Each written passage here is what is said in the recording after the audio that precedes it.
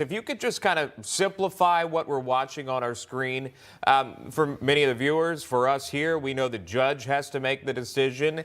The Superior Court judge who is overseeing, again, the potential disqualification of Fani Willis, the district attorney, overseeing this RICO case down in Fulton County. So why do we see this attorney, the co-defendant, Michael Roman, his attorney here before a state Senate special committee hearing? What is happening here, Professor? Really an attempt to get the judge in the case, not these characters who are a sideshow, really, but to get the judge in the case to open up the hearing for more testimony. There's now evidence that there may have been obstruction of justice and tampering of witnesses by the district attorney herself. According to the submission, she may have made a phone call to one of the potential witnesses telling him not to speak to anybody.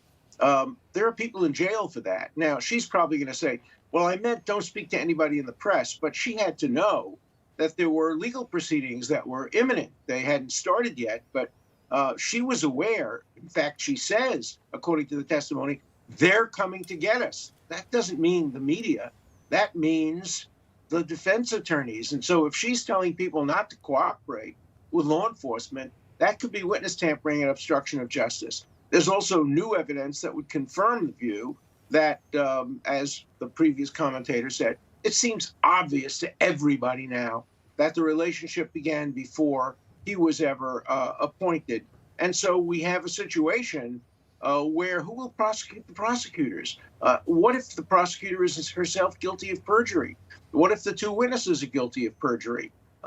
There has to be a mechanism for independent evaluation of that. She can't investigate herself. There should be a special prosecutor, either from Cobb County or the District Attorney General's office, looking into the possibility of perjury, obstruction of justice against Fani Willis. And again, this all stems back to the special prosecutor tapped to look into the case against Trump and those other co-defendants. And Professor, you know, when we're following this element of the story, this relationship and the timeline surrounding it, doesn't it distract from ultimately Fani Willis's goal and Nathan Wade's initial goal of going after Trump? Yeah, and I can't imagine. I taught legal ethics and criminal law at Harvard for nearly half a century, and I've been practicing 60 years. I have never seen a stupider district attorney than one who would commence a sexual affair with the man who she either just hired or was about to hire in the most important case of her life and the most important case in the history of Fulton County. I just cannot imagine anything as dumb, and I hope the voters of Fulton County agree with me when it comes to throwing her out of office. I mean, she cannot serve as the district attorney, and she cannot be a responsible prosecutor against Donald Trump. This whole case is dissolving, and it's all a self-inflicted wound by Fani Willis, and the voters of Georgia ought to recognize that.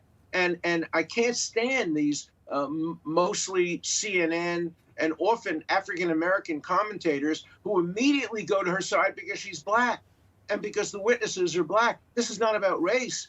This is about integrity. And you can't defend somebody just because she belongs to a particular race, and you can't allow her to play the race card. She went in front of a black church and played the race card. And now CNN is playing the race card. And if you listen to the CNN commentators, they all say there's nothing here. Oh, there's no problem here.